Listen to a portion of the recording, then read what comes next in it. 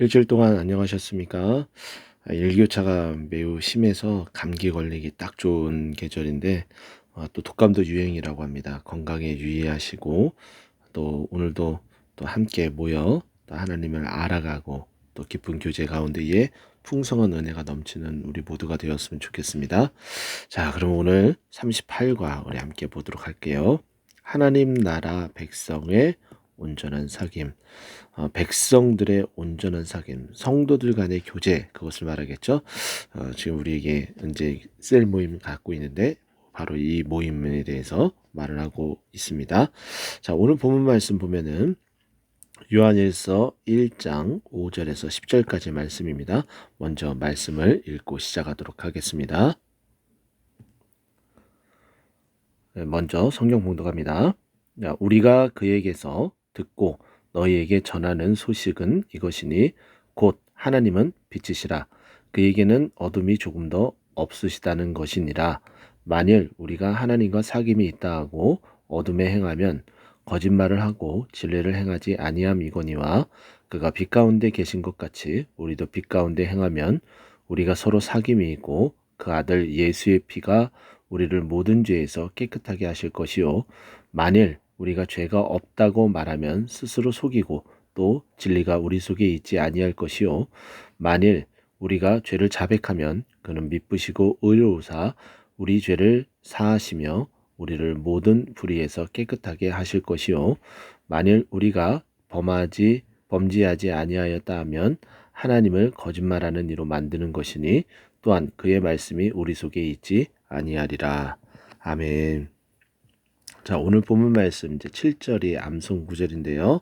여기를 보게 되면은 그가 빛 가운데 계신 것 같이 우리도 빛 가운데 행하면 자, 이렇게 잘라서 먼저 이 앞부분 전반부 먼저 보게 되면 그가 빛 가운데 행하신 것 같이 우리도 빛 가운데 행하면 우리가 서로 사귐이 있고 그 아들 예수의 피가 우리의 모든 죄에서 깨끗하게 하실 것이요. 이게 가장 중심이겠죠. 자, 우리가 서로 사귐이 있어요. 서로 교제가 나눠지는 것이죠. 그러면 그 아들 예수의 피가 우리 모든 죄에서 깨끗하게 하실 것이요. 그 아들 예수의 피가 우리의 모든 죄를 깨끗하게 하실 것이요. 자, 이 부분을 우리가 좀 머릿속에 딱 집어넣었으면 좋겠어요. 그 아들 예수의 피가 우리의 모든 죄를 깨끗하게 하실 것이요. 어떤 때? 우리가 서로 사귐이 있게 되면. 근데 그 사귐은 그냥 어떠한 다른 사귐이 아니라 우리가 빛 가운데 계신 것 같이 우리가 빛 가운데 행하는 것 같이 행하는 것. 행함은 사귐이고 그 아들 예수의 피가 우리의 모든 죄를 깨끗하게 하실 것이요. 그래서 이 말씀을 머릿속에 꼭 집어넣었으면 좋겠습니다. 자, 요점. 하나님 앞에서 죄를 고백함. 자, 우리가 죄를 고백해야지만이 우리의 죄를 용서해 주신다라고 말씀하신 것. 그것이 하나님과의 온전한 사귐이다. 하나님 나라 백성이 하나님과의 온전한 사귐. 예, 하나님 나라의 백성들이 하나님의 백성들이 하나님과의 온전한 사귐을 사귀는 것은 우리의 죄를 고백함으로 하나님께 나아가는 것, 이제 그것을 말하고 있습니다. 자, 본문 이해에 들어가서 보면은 하나님은 빛이십니다. 자, 우리가 하나님은 빛이시라고 하죠. 야, 이 내용이 어디에 있나요? 우리가 읽은 본문에 나타나죠. 요한 1서 1장 5절에 보면은 하나님은 빛이시라 이렇게 표현합니다. 네, 맞습니다. 하나님은 빛이시다. 이 빛은 생명을 말합니다. 생명. 네, 히브리어로는 오르라고 표현하죠. 이 생명은 결국은 빛이신데 이것은 요한이 요한 1서에서 하나님은 빛이시다라고 얘기했던 것처럼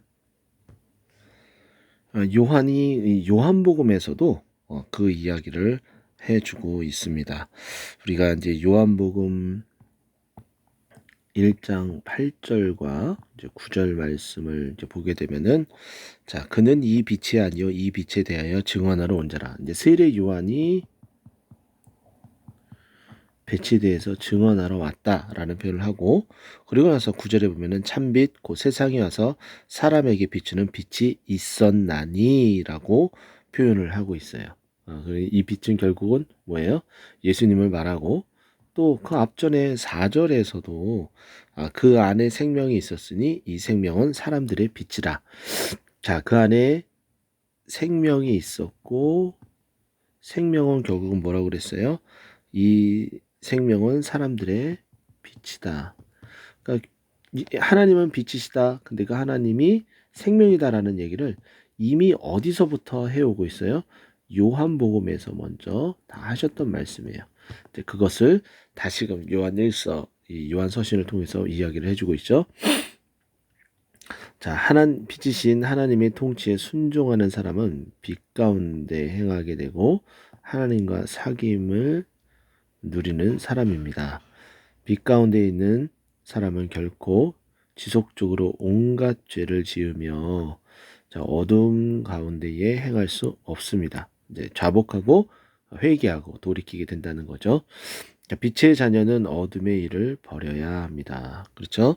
자, 우리가 여기에 요한 복음에서도 빛이 어둠을 비치되 어둠이 깨닫지 못하기 때문에 하나님을 깨닫지 못하고 하나님과 만나지 못한다면은 빨리 그 어둠의 빛을 버려야 된다라고 말씀을 드리고 있고, 또 오늘 본문 속에서는 하나님은 어둠이 조금 더 없으시다. 그래서 어둠의 일을 버려야 됩니다. 우리가 하나님의 자녀이라면. 또한 하나님께 죄를 자백하고 회개해야 됩니다. 자, 그러면 하나님은 우리의 모든 죄를 예수 그리스도의 피로 깨끗하게 하실 것이다 라고 말씀하셨죠. 이게 몇 절에 말씀하셨어요? 9절에 요한일서 1장 9절에 말씀하셨습니다. 자, 우리는 하나님과 올바른 관계를 맺고 온전한 사귐을 누릴 수 있을 것입니다. 자, 이렇게 본문 이해를 하고 본문에 있는 내용을 통해 우리가 문제를 또 풀어보도록 하겠습니다. 자, 말씀 속으로 첫 번째 질문을 볼까요? 하나님은 어떤 분이십니까? 자, 요한일서 1장 5절 말씀이면은 곧 하나님은 빛이시라. 하나님은 어떤 분이십니까? 빛이십니다.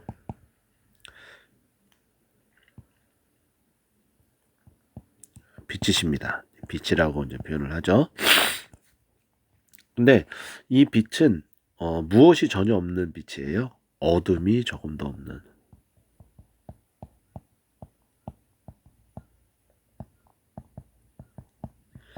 자, 그러면 이렇게 나눠볼 수가 있겠죠. 우리가 앞 페이지에서 배웠던 것처럼 하나님은 생명이신 분이십니다. 어둠은 사망이라고 우리가 볼 수가 있겠죠. 하나님에게서는 사망이 없고 하나님에게서는 생명만 있습니다. 그래서 우리는 생명 대신 하나님 예수 그리스도를 만나고 그분과 깊은 교제 가운데 있어야지 우리가 살 수 있는 거죠. 그것을 말해주고 있습니다.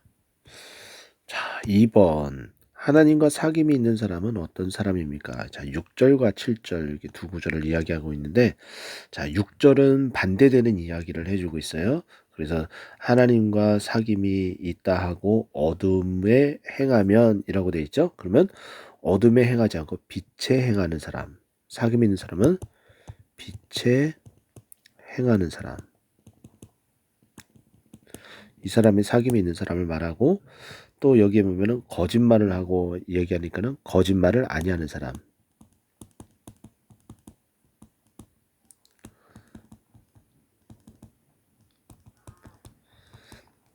자, 이 거짓말을 아니하는 사람은 전에도 말씀드렸던 것처럼 거짓의 아비죠. 사탄이 요한복음 8장 44절에 보면 거짓의 아비라고 했기 때문에 우리는 당연히 하나님의 자녀이고 하나님과 사귐이 있으면 거짓말을 아니하는 사람을 말하죠.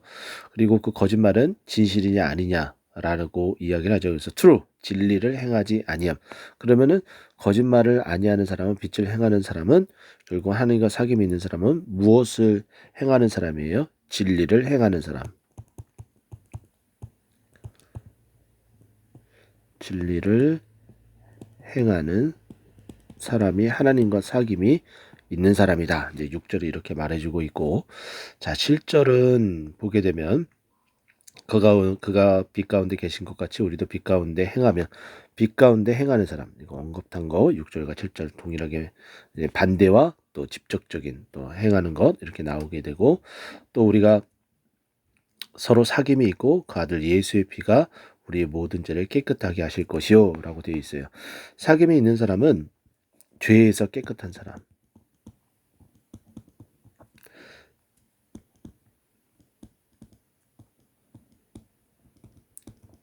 근데 이 죄에서 깨끗한 사람은 사귐이 있기 때문에 뭐의 피로?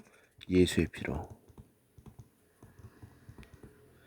이렇게 언급이 됩니다.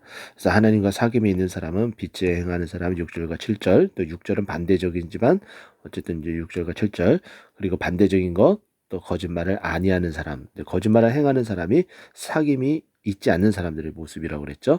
그리고 진리를 행하는 사람, 진리를 행하지 아니한다라고 했으니까 당연히 진리를 행하는 사람. 그리고 또 이 모든 것들을 규합해서 7절에 보면은 죄에서 깨끗함을 받은 사람. 근데 우리가 빛에 행하기 때문에 죄에서 깨끗함을 받은 사람이다. 그래서 그런 사람이 하나님과 사귐이 있는 사람이다. 이렇게 말해주고 있어요. 3번 모든 죄를 용서받으려면 어떻게 해야 됩니까? 자, 1장 9절에 보면은 주절과 이 주절을 받게 되는 종속절이 있어요. 자, 주절 뭐냐면은 우리가 반드시 이 부분을 조건절이라고도 표현을 하는데 죄를 자백하면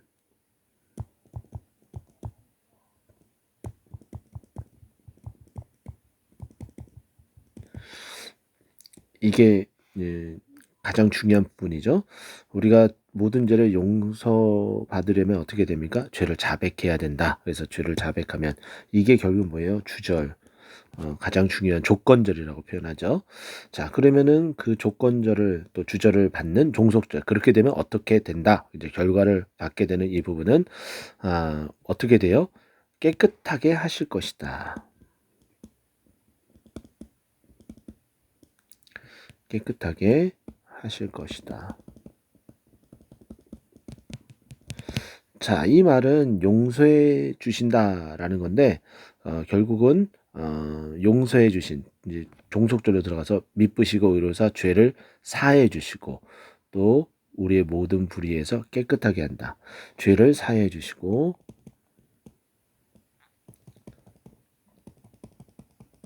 죄를 사하시고 또 그 다음에 깨끗하게 해주신다. 이것이 결과 종속절에 해당되는 부분. 그럼 누구나 다 죄를 사하고 모든 죄에서 용서를 받고 깨끗하게 하려면 반드시 무엇을 해야 되는 거예요? 주절과 조건절인 죄를 자백해야 된다. 그래서 이 부분이 가장 중요하다라고 말씀드릴 수 있습니다. 자, 묵상 이야기. 자, 청빈, 깨끗하고 청렴한 이런 삶 그것을 말하죠.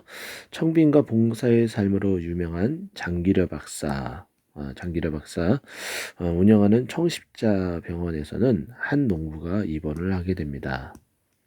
자, 이 농부는 워낙 가난해서 입원비를 낼 수가 없었죠. 자, 이에 장기려 박사는 밤에 문을 열어줄 테니 살짝 도망치시오라고 말해줬습니다. 거짓말 그리고 그 행위를 만드는 일들인데 이게 과연 옳은 것이냐 아니냐 또 그런 생각들을 다 해보게 되는데 그는 가난하고 어려운 사람들의 아픔을 외면하지 않고 그들과 함께 했습니다. 선행을 하기 위한 부분들이었죠. 또 장기려 박사는 큰 병원의 병원장을 지내고 평생 의사로 살면서도 병원의 옥탑방에 살면서 청빈했습니다. 그래서 사람들은 뭐라고 이 장기려 박사에 대해서 얘기했냐면은 작은 예수라고 부르기까지 했습니다. 이처럼 하나님과 사귐이 있는 사람은 빛 가운데 행하며 살아갑니다. 다른 사람을 위해서 헌신하고 다른 사람을 섬기는 일을 한다는 거죠.